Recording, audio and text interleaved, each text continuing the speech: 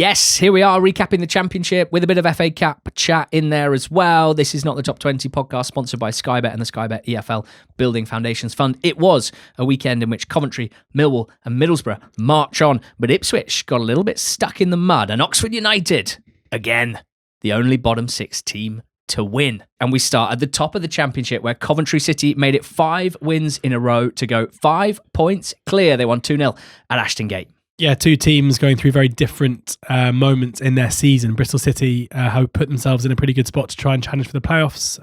Struggling. Coventry, 5 wins in a row to stay top of the league. And they did so thanks to a Sakamoto header to open the scoring. Joel Latabodiere was then sent off for a... It's one of the sending offs I think we see the most often. Yeah. Send them out, losing the ball in possession, and then kind of just grappling and tugging and then thinking, oh no, what have I done? But realising it's too late. Is there a way I can pull back the striker who's through on goal to try and atone for my mistake, but in a way where I don't get sent off? The answer is always no. He says to the ref, he ran across me. It's like, yeah, he ran across you, and then he pulled his shirt. That's what happened. But shortly after that, Haji Wright, just before half-time, made it 2-0 to Cov. Randall was sent off for a second yellow for a kind of high foot after a kind of weird first touch. And then Bristol City had quite a few chances in the second half to get back into the game, but couldn't take any of them. Frustration for Bristol City. I think we've got to give Coventry huge credit here. Looking at the league table now, they're 5 points clear of Middlesbrough in second. They're 9 points clear of Millwall in third. And to win the 5 games in a row that they've won, including against Sheffield United, including this one against a Bristol City side still on the fringes of the playoffs, but crucially, it all starting under huge pressure when beating Middlesbrough to go back to top, having knocked off their perch a couple of weeks ago. It's been an amazing return to form, and I think that's kind of what it is. It's key players coming back into form who maybe went missing for a while, like Grimes and Torp have been sensational. Maybe the addition in midfield of Onyeka, who's obviously been in and out of the side, has meant that any complacency between those two has kind of gone. We're seeing again, Radoni's coming to the side at times and been really strong. Eccles came back in the 10 here and was very good. Haji Wright's back scoring goals again. I don't know what happened in that spell. It seems to happen quite often that the runaway leaders of the Championship have a bit of a wobble around kind of January, February time. And then they normally, once they, in horse racing terminology, and what a week to do it, as soon as they eyeball the other horse coming along next to them, that's when they kick on and go again. And that's exactly what's happened here. Yeah, I love when you get teams like this and there are obvious stars. Of course there are for any team that wins at this rate. And Carl Rushworth here had another great game, and he's been mentioned so often as just sensational shot-stopping season for Coventry, but he's obviously pretty good with his feet as well. The standout goalkeeper, I would suggest, in the Championship, helped by the fact that obviously Victor Johansson picked up an injury a couple of months ago. But then you have the unobvious stars as well. Every brilliant team has its unheralded stars, right? Like the Galactico Real Madrid teams had generally a left-back from the academy who wasn't a Galactico but was crucial to their success. Manchester United's team under Ferguson had John O'Shea, for example. And in Coventry's case, I think Jay Da Silva needs some love. He gets the assist for Sakamoto's goal in the first half, cross from the left. The last few weeks, he's definitely shown a bit more confidence and skill in terms of being a fullback that can beat a man and whip a cross in. It's just never something I've really considered Da Silva. I've always thought that he's a very intelligent player, good with his positioning, very tidy in possession and dependable in basically all areas, and certainly, doesn't actually fall down massively on the defensive side, even though he is notably quite short. But in this Coventry side, and particularly in the last few weeks and months, I think he's been absolutely immaculate. Just another one of their players that's playing really, really well. So just wanted to make sure that Jay Da Silva gets his shout out, because I know a lot of Coventry fans are more than aware of his importance to the team. And they have to be good at the moment, Cov, because Middlesbrough are really good as well. 4-0 winners at QPR on Sunday afternoon. I mean, what can you say really about this Borough side? Because I just love watching them. And I know that I'm not the only one. Whenever they play NTT20 Squad, which is our community of massive NTT20 and EFL nerds, just gushes over this Borough side, because they're fun to watch. They are interesting to watch tactically. I would put them in that kind of rarefied air that includes Marcelo Bielsa's Leeds, possibly Kompany's Burnley, but I actually think what Hellberg and Borough are doing in possession is probably more interesting and more more, not varied, probably a bit more complex maybe than what Burnley were doing in possession in some ways. Julien Stéphan had something new to say. Haven't seen anyone say this yet. Julien Stéphan, the QPR manager, said, "I can confirm this is the best team in the league. They are very strong technically, able to keep the ball for a long time and find the spaces, strong counter press. They are a top team." I really like him saying "I can confirm," as if it's like we've all been waiting for Monsieur Stéphan to confirm who is the best. He's like, "Lads, I've seen enough now. It is Middlesbrough. I can confirm." I hope it was the first words he said in the press conference. I hope he walked down and said, "Ladies and gentlemen, I can confirm this is the best team."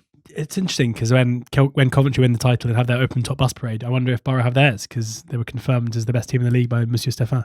Best team in the league. Well, what's funny is, and the important context here is, QPR beat Coventry at Loftus Road about 5-6 weeks ago. I was there, and Coventry were really, really poor. It was during their less confident spell, shall we say. So I'm not that surprised that Stéphan feels that.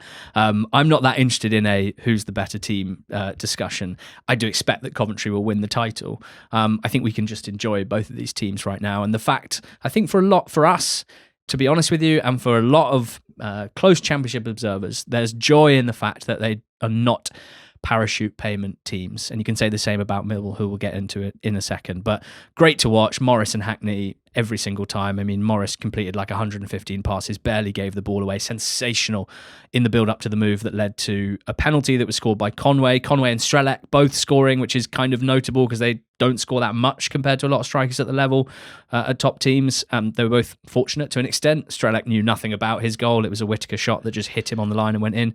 And Conway's was a penalty as well, which the keeper got pretty close to. But Hackney and Morris are just magisterial. And I think Hackney's qualities and what he's doing, both from an aesthetic standpoint, but also from a production standpoint, an efficiency standpoint, I think might be being normalised.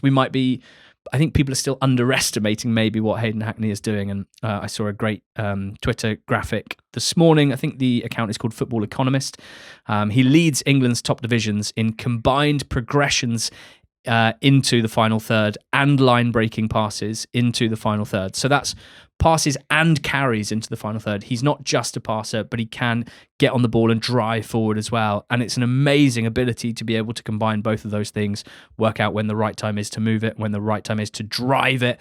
Morris, for example, is much more of a pass-first player and doesn't necessarily have that ball-carrying gene, and that's what sets Hackney apart. So, in terms of comparing him to others in England's top divisions, it's basically Bruno Fernandes, Cherki and Hackney that stand out on this graphic, which plots passes and carries into the final third with line-breaking passes in the final third. He is a sensational player, still only 23 years old. 39 points from Hellberg's 19 games in charge, 36 goals scored, only 17 conceded, less than one per game. So it's not just a nice-looking attacking team that score nice goals. They are very, very good defensively as well. Ipswich didn't win. 1-1 draw at home to Leicester, stopping their winning run. Yeah, Rowett has frustrated Ipswich already once this season back in November with Oxford. His Oxford team beat him 2-1 before he was sacked a month later.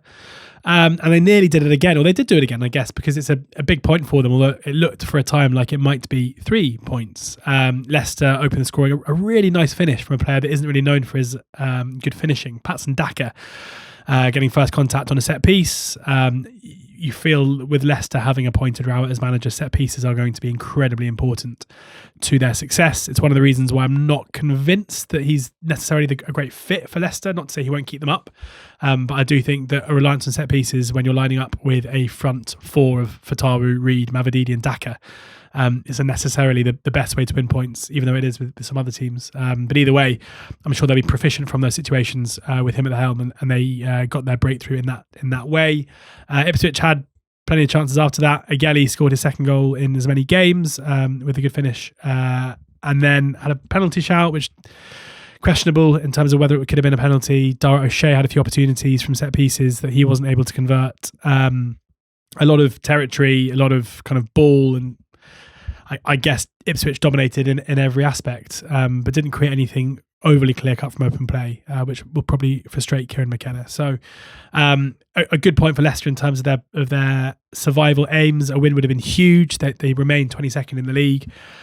For Ipswich, it's a really damaging game, I think. Like, they have to maintain the pace with Middlesbrough in order to keep their hopes of finishing in the top 2 alive. They're now 5 points shy of Borough, having played a game less, so it's out of their hands. But more concerning, I think, is just the manner of the draw. Really, like, you're behind for quite a long time against a team that are really struggling.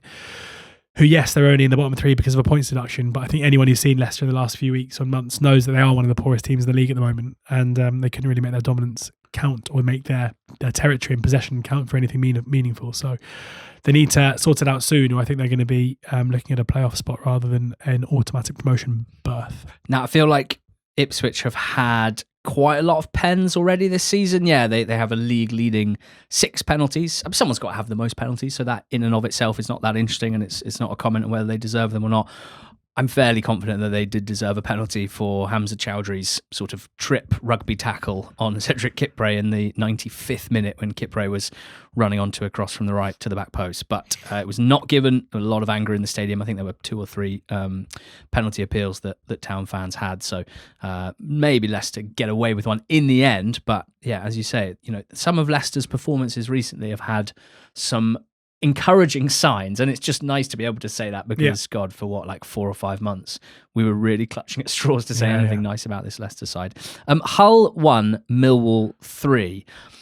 I just feel really bad for Hull fans, George, because it's a horrible feeling to dominate a game, to dominate the shot count and the balance of play, and to lose it 3-1. Like, I don't think any set of fans deserves that feeling, and I think there might be some people listening who've played Hull this season and think, oh yeah, that's what you did to us, Hull. Taste of your own medicine. And particularly bitter taste, given that it came against a Millwall side who, they're battling for success with this season. There were 2 points between them in the table before the game. Now Millwall have a 5-point gap over Hull. It was 3-1, right? Millwall went ahead. Cooper firing in after a Kramer header back across to him. Hull had already hit the bar. Joseph really well placed heading against the bar. They equalised immediately, and it was a nice goal as well. Joseph and Gelhardt making the most of a bit of a mix-up in the Millwall back line. Gelhardt smashing it in. They had a goal disallowed, which was somewhat controversial. McBurney kind of bumped Patterson. I think it was pretty controversial. You think? Yeah, I mean, I don't think it's For me, McBurney's not attempting to play the ball. He's just attempting to sneakily impede the goalkeeper. But I think the controversy comes from because I think it probably should have been disallowed, but I think the controversy comes from Hull fans believing it's a disgrace, which is partisan, but B, I don't think that often gets disallowed. Yeah, even though I think it's a good decision. And I think McBurney's using all of his wily experience to know exactly what he's doing in terms of where he's moving whilst looking at the ball. He knows what he's doing. I think normally that goal is given straight away. Well, it wasn't in this case. Hull still had chance after chance after chance. But then there's a really interesting decision made by Alex Neil that's, I think, basically, particularly if Millwall end up getting promoted this season, is the sort of thing that will become kind of folklore, I think, among Millwall fans. He's already taken them to incredible heights, whatever happens from this point. But Millwall clearly second best in the game. There's no doubt about that. And he'd made a double sub at half-time. Watson and Sturge, the left winger and the left back, got hooked because they were not coping with Hull down that side. Doughty came on to play left back, but then Doughty got injured as well. And without many options on the pitch, Neil moved Negley, who's their number 10, to left back. He's a left-footed attacking midfielder. Went to left back in a back 4. He brought on Ivanovic for Doughty and went 2 up top with Coburn. Essentially, like, attack as a form of defence, because they're clearly second best, and any defensive approach wasn't working and wasn't suppressing Hull anyway. So it looks genius. Where not long after that, Aziz, of course it's Aziz, crosses and Ivanovic taps in to make it 2-1. Pando getting it all wrong. Panda misjudging it, I think it's fair to say. And then Semi Ajayi did similar, misjudging a pass back to the keeper. Coburn intercepting it. Still had lots to do, we should say. Fired it through Charlie Hughes' legs into the corner for what must have been a hell of an away day for Millwall fans. 3-1 winners. They are in an automatic promotion battle. There's absolutely no doubt about that. They are 4 points behind Middlesbrough. So there's still work to do. But since Christmas Day, there is a very clear top 6 in the Championship in terms of points accrued in that 13-14 game period. And Millwall are first in that time with 30 points from 14 games. Wrexham on 29 from 13, slightly better PPG. And then it's Borough, Norwich and Ipswich all on 27 points, with Coventry having had that wobble on 26. So as long as Millwall can maintain this form, they will be part of the automatic promotion battle, probably until the last weeks of the season, if not the very, very last day, which is so exciting. And I think from a Hull point of view, well, you won't be shocked if you listen to this podcast to know that I'm really positive about their performance. I'm really impressed with how they played.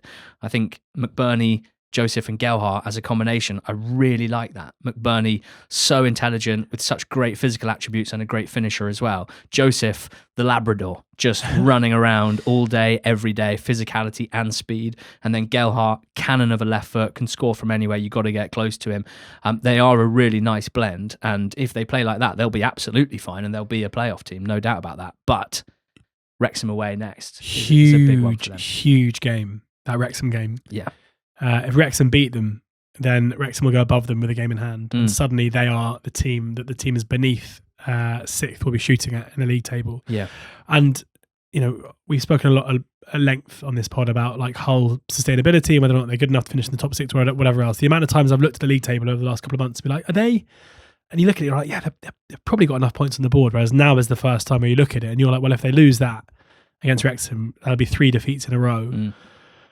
You do have to fear for them, although I completely agree with you that in many aspects, certainly the first half against Millwall was as impressive as I've been with them for a long time. So, well, if they're that good against Millwall, and that's how they'll play for the next few weeks, then whatever happens against Wrexham, they should have a pretty good time at West Brom, at home to Sheffield Wednesday, and away at Oxford United, which will be their 3 games after that. So tough games. And then they host league leaders Coventry. Very hard game at Oxford. Hull, fascinating side at the moment. Derby, George, they played against Sheffield Wednesday. They won by 2-1. Yeah, important win this for Derby. And it was a win that they deserved. I think when Brereton Diaz put them 1-0 up after 11 minutes, it probably felt like it was going to be pretty simple with a nice finish. But Jerry Yates, who's been a decent addition to Wednesday and is a part of the reason why they often are now at least scoring in games, if not getting anything out of them, made it 1-1 against his former club after 17 minutes. Matt Clark with a nice header from a set piece to make it 2-1 to Derby, and they saw the game out pretty confidently. It's one of the worst second half. I definitely would not recommend going and finding a video of the second half here, because there wasn't much going on. Derby deciding to sit on their lead understandably rather than pushing for a third. Big for Derby. It keeps them in 7th. It keeps them as a team closest to the playoffs. It keeps them as the kind of closest to anyone, with Southampton having not played because the FA Cup. It means that they leapfrog them for the time being. So an important win for them for Wednesday. You know, what else is there more to say? Mike Ashley now being linked by some journalists to a kind of a low ball offer to try and get into Wednesday, and at this stage I basically have no idea if that's good news or bad news, given the obvious concerns that come with it, but also the need for them to find a buy. Quick break to talk about the FA Cup, where Southampton progressed into the quarterfinals. They beat Fulham at Craven Cottage. They have their goalkeeper Daniel Peretz to thank for a string of sensational saves, particularly in the first half where Fulham were fairly dominant. There's also, and this is very, very rare in modern day football, there's a really funny incident in which Peretz and Ryan Manning somehow combined to score a comedy own goal, but I cannot find the footage of it. I can only find it referred to in tweets, where I think Peretz basically hit a goal kick into Manning's back and it looped back over him into the goal. But for some reason, the ref said that the ball was moving when Peretz hit it. So, you know, you've got to retake it.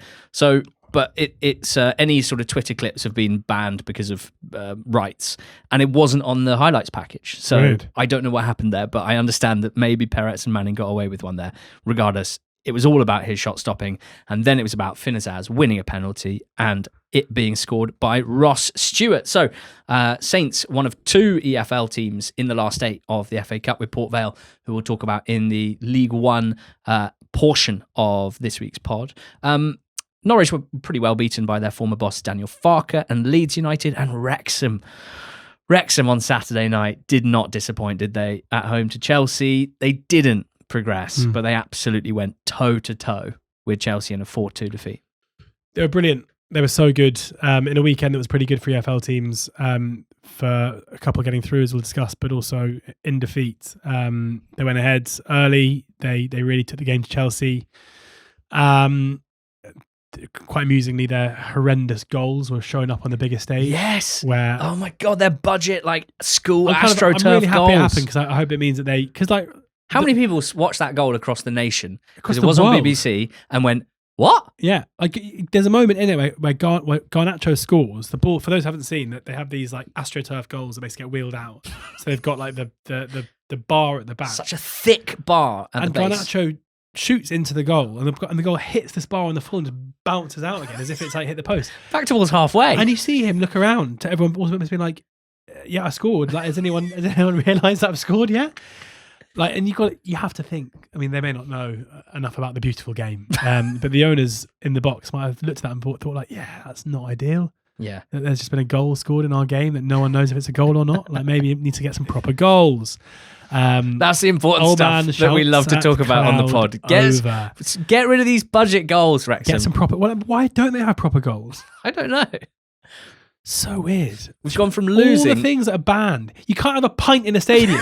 But you can have goals where you can't even see the ball's gone in. You can tell the game's gone because we lost all the like triangular nets. Like, why even have was it nets? Orient and Newport. We lost the good nets. Yeah. And now in their place, we're getting like five-a-side Astro pitch goals. Wrexham getting like their own special dispensation yet again.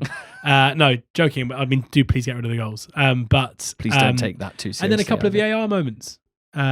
Which we which are both, love talking about on this pod. But they were both the correct decision, Yeah. annoyingly. But then I hated them both. Dobson sent off for a cynical, like way over the top, quite dangerous, no attempt to play the ball foul, which live didn't look that bad. Then you see the replay and you're like, yeah, that's probably a red card. Ugly. So he gets sent off. Brunt with a header to make it 3-3 in extra time, which live doesn't look offside. You watch replay back, he probably doesn't even have to touch it, and it's probably going in. And yeah, his knee is offside. So well done VAR. He's only 14. Yeah, I must admit, right, what a time we've had with Wrexham and their 2 straight EFL promotions, 3 straight, of course, overall, gunning for promotion from the Championship. Just an unbelievable footballing story before you think about anything to do with their owners and world famous documentaries. Like, I've gone through a whole range of emotions with Wrexham, and now I'm basically just like kind of all in. Like, it helps. I really enjoy watching their matches this season, particularly their home matches. I think in League One and in League Two, I found it very difficult to get past the like financial benefit that they had, and that's not to say that they haven't spent a fairly unprecedented amount for a promoted team from League One on building this squad, but like, their advantage in terms of player talent is not quite as pronounced at Championship level. In fact, they don't have the best team. They don't have the best individual players. They possibly have one of the deepest squads and most balanced squads in terms of like, they've got 2 or 3 players in every position and there's not a huge drop off between them. But Parkinson deserves credit for making sure that squad also benefits from everyone broadly being ready and in rhythm whenever they're called upon, and getting loads from his substitutes because of that. So I'm kind of all in on it. Like, I love watching their games. I love the way they approach home games. I find it kind of fascinating that their approach away from home is so different. Yeah. Like, I've barely ever seen a team that is so, like, they just try and kill the game away from home. They don't really want any goals to be scored, but then at home it's the complete opposite. It's a very unusual balance. And I guess I say all this to say, like, I'm just quite into it at the moment. Yeah, and I think that Phil Parkinson, you know, it's really weird to say this, but because the Wrexham story is such a big deal, and because whether you like football and therefore they spent loads of money, Rob and Ryan have done all this stuff, or whether you're out of football and you're like, oh, the Wrexham story is amazing. Because of all the noise, it feels like he doesn't get very much credit, and I've been apart from them. Yeah, apart from they just constantly go. Exactly. We love Phil Parkinson. We think he's God. Like, I did Guardian Football Weekly this morning, and I said there's probably going to be something quite soon where Phil Parkinson will be nominated for Championship Manager of the Season, and a lot of neutrals will be like, oh, yeah, well, he's got his money. Like, he's not doing anything. Like, it's ridiculous. And I just couldn't disagree with that more. Yeah. Like, he's doing an unbelievable. Yeah, of course, he's given tools that some can only dream of, but he's delivering like way beyond to be they were a League 2 club 2 seasons ago, National League club 3 seasons ago. It's not easy to rapidly like move up as quickly as they're going. Not to mention like the demands. I remember so clearly interviewing Des Buckingham about the difference of managing the Championship compared to League One, and he was like, the opposition change what they're doing the whole time. Yeah. Like in League One, it's like everyone comes out, like both two teams set up one way, might switch wings every so often, but apart from that, it's the same. Whereas like in the Championship, suddenly like everything's moving so quickly, you're having to adapt and make sure you're on top of what's going on. And he's had a terrible record in this league previously. Like I think he's doing an unbelievable job. There you go. Wrexham AFC get the NCT20 seal of approval 2 3/4 years into their EFL life, and 2 3/4 promotions. Is this what a bandwagon feels like? We were always timely. Sheffield United 1, West Brom 1, and Blackburn 1, Portsmouth 1. All kind of significant results to an extent down the bottom. Sheffield United Sheffield United West Brom, quite a poor game basically, with a main character, George Campbell, who scored an own goal when he slid into his own net, a wicked Gus Hamer cross, which might well have been scored by, I think it was Tyrese Campbell, trailing George Campbell, and then completely out of nowhere, with everything pointing towards a home win for Sheffield United and another defeat for West Brom, Campbell stepped onto it in midfield and scored an absolute banger out of nowhere. It was like, I was trying to think, that sort of strike, which is kind of central right foot into the far corner low, but like with a really nice shape on it and power as well. I think it's like KDB type technique, which I've not seen from George Campbell before. And maybe if you could add that to his crossing, he'd be a really interesting right back at the level where they tried him quite a lot this season already. He is West Brom's top scorer in 2026 in their 12 league games so far with 2. And I think from a West Brom point of view, you just got to look at this as they played away to a good side in good form. They started the day in the relegation zone. They didn't lose, and they ended up outside the relegation zone. So it's kind of a good thing in a sense. And Sheffield United, kind of slightly, like I really rate them overall. They've won 8 of their last 15. I think they're a good team at the level. They're now in the top half, so they've been slowly rising up the league. But I still have this sense of what if with this game, where like they should win, they should see it out. And then the Charlton game where they had those 2 red cards before half-time when they were absolutely all over Charlton. They should, in my eyes, they should win those games. And if they did, they'd be 4 points better off. They'd be 4 points off the playoffs with 10 games still to go. As it is, it's still an 8-point gap. Blackburn 1, Portsmouth 1 was a really big one for both teams. I kind of framed this as like, don't be the one that loses and then massively panics. So in that sense, I guess they kind of both avoid defeat, but Pompey will be pretty gutted having had the lead. There were basically 4 big moments in the game. Ohashi with a big chance very early on, nicely set up by Morishita, and he fired over. A big moment in the 60th minute where a Blackburn Rovers penalty appeal was not given. Devlin, it Absolutely was, smashing into decision. Morishita. You were particularly unhappy about that one. Not long after that, Ogilvie put Pompey ahead. A strike that owed a lot to a deflection, but also following a set piece, a huge leap from Ibu Adams to win first contact, and then a really nice sort of cute headed knockdown from Jacob Brown for Ogilvie to shoot.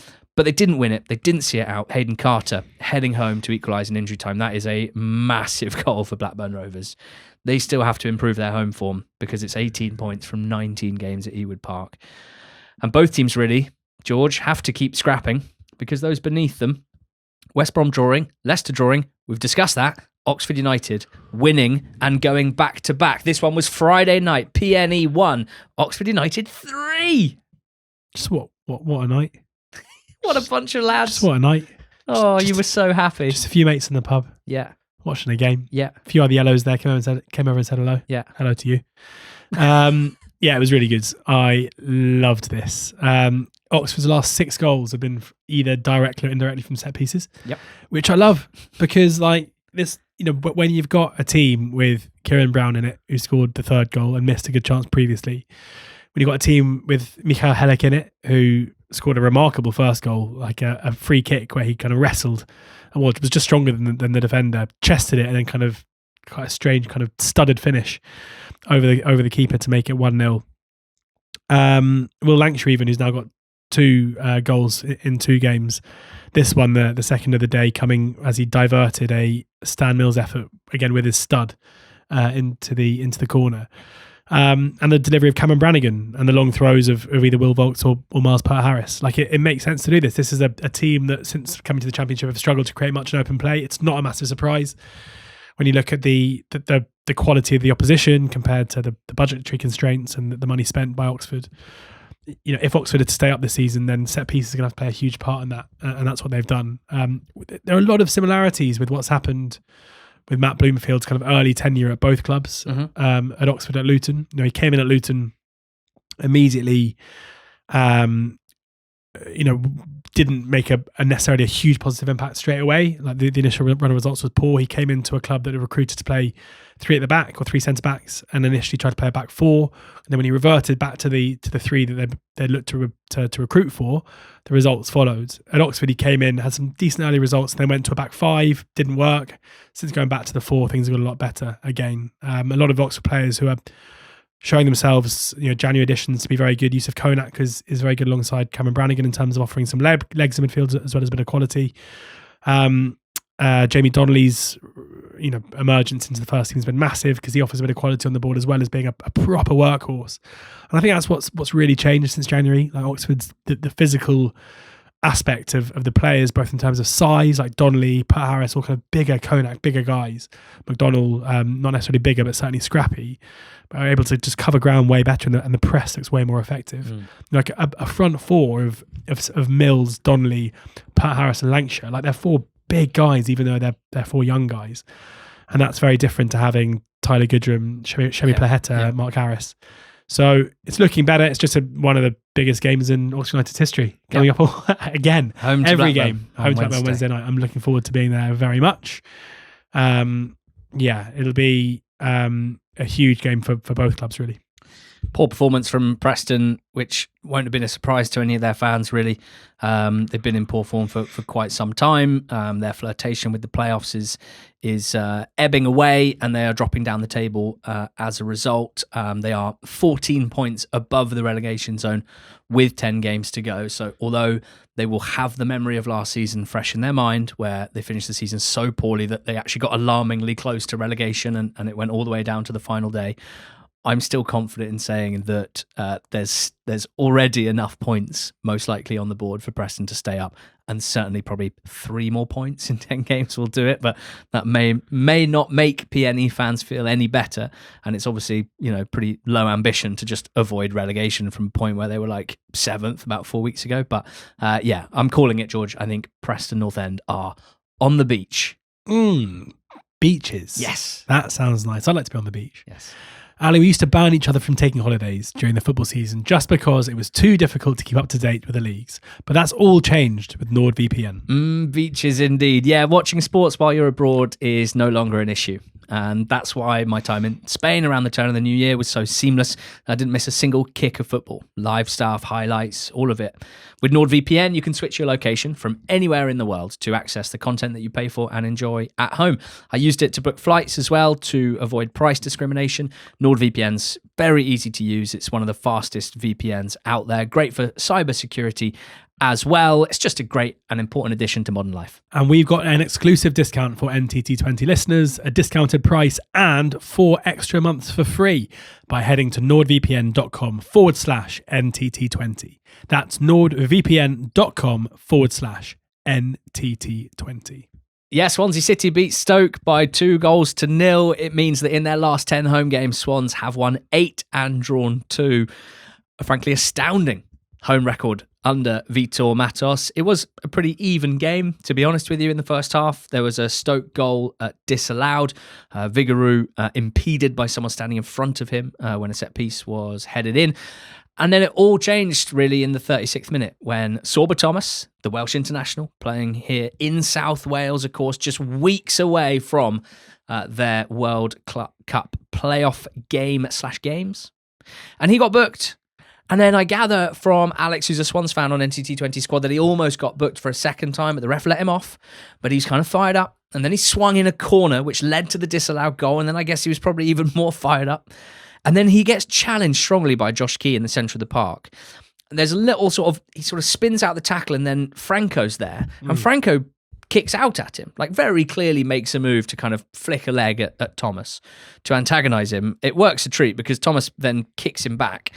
The ref sees that, gives him a second yellow, sends him off. Didn't book Franco, which was wrong in my opinion. Franco clearly instigated it by doing basically the same thing that Thomas did.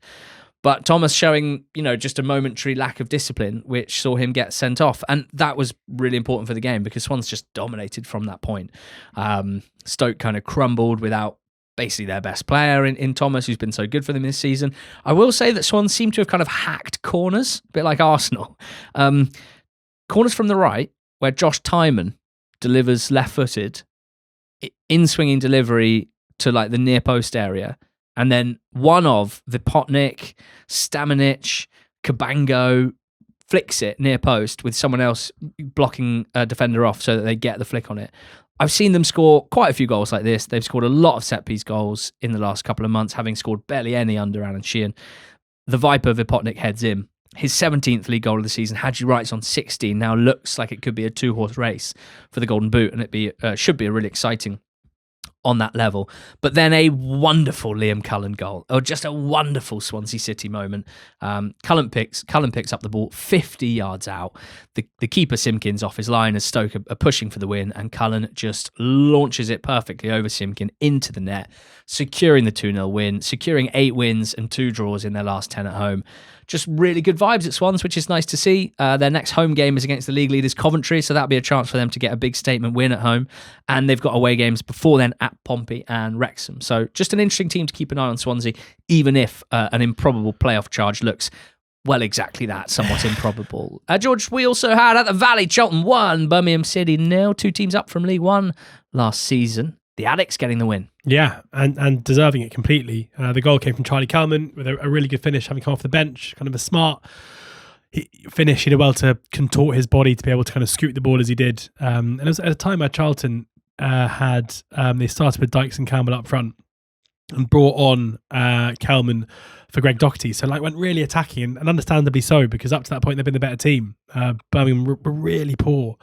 A team who'd struggled on the road this season. We thought they'd kind of found a way to solve that. But here, in a game of few chances, Charlton definitely created the better ones and were good value for their win. It's a big win for Charlton, with teams beneath them struggling, apart from Oxford. That win puts them up to 44 points now. You'd think they're probably a win or so away from confirming safety for next season. In this relegation clash, you're probably now just looking at Pompey and downwards for 2 teams to get relegated alongside Sheffield Wednesday. I'll be surprised if it's now them, albeit they're not out of the woods yet, but more performances like this, they'll be fine. For Birmingham, it's just another really good opportunity missed to insert themselves in the playoff race. I think the fans are starting to lose faith in Chris Davis pretty quickly. I think it's probably harsh. I'd argue that he should probably be given some time to kind of mature and understand the surroundings a bit better and build for next season. You look at someone like Michael Skabala, who, he's had a season and a half at Lincoln up into this season. This time last year, there were a lot of Lincoln fans saying, should we not be doing better than being kind of mid-table? And then they retained the faith in him and kicked on in the season after. And given what Davis has already achieved at Birmingham last season in League One, it's pretty clear there that there is a good manager or good coach in there. So I wouldn't be in too much of a rush to sack him. But also Birmingham fans seem to think that they can attract managers, judging by a few comments on social media, I should say, who I think are unlikely. I think Ollie Glasner is going to pitch up at Birmingham anytime soon. I wouldn't have thought. You never know. It's quite the project. Very ambitious project. Very. Yeah, there's a really interesting discussion on NTT20 Squad over the weekend involving great Blues fans on there, but also many interested Championship observers. It kind of came from the suggestion, as you've alluded to, that for some it feels like the beginning of the end for Chris Davis as Birmingham manager, which for others is kind of hard to get your head around. But basically kind of expanded into a discussion about the squad and about the way the team's recruited and the influence of the ownership on recruitment, of Craig Gardner, who's been there since before this ownership we're in, but has kind of kept his place, but it's kind of hard to know exactly how much influence he has on recruitment. And then Chris Davis himself. I find it quite difficult to definitively judge the quality of players, some of whom only joined in January, some of them only in August, and some of them playing at this level for the first time. I think that if you look at the best Championship players, let's say we created an arbitrary list of the top 50. Yeah. I doubt many of them would be guys that signed in the summer. Like, I really think that to become a consistently good player at the level, you're very rarely buying someone that's ready straight out of the packet. And if you are, they've probably got experience playing at this level before. And that's massively lacking in basically everyone that Birmingham City have, or pretty much everyone that Birmingham have bought over the last 3 or 4 windows. So there's definitely an interesting discussion to be had about not only like the quality of the squad as much as you can define that, but also whether it's fair for Davis if he's being given. On the one hand, it's lovely for a manager to have lots of players bought for him all the time, but it's also quite difficult to find a consistent, coherent, winning team that know how to play with each other if every 4 or 5 months you're kind of chopping and changing who the personnel are. So I would love to preach some patience, but that may not be how the club go. I kind of feel like it's assumed that the ownership are really like, because they're quite brash and very overt in their ambitions, that they'd be like quite short-termist with their approach. But apart from the decision to hire Rooney to replace Eustace very early on, a move which essentially saw them get relegated, I would say that they've been very, very punchy in their love for Chris Davis publicly up to this point. So even that would be a bit of a climb down from them, because they've been so brutally positive really about Davis and how good they think he is. So as always, interesting to keep an eye on Birmingham City. And that takes us to the end of the championship recap. 10-ish games to go and a full slate in midweek, which we'll be covering on NTT20.com.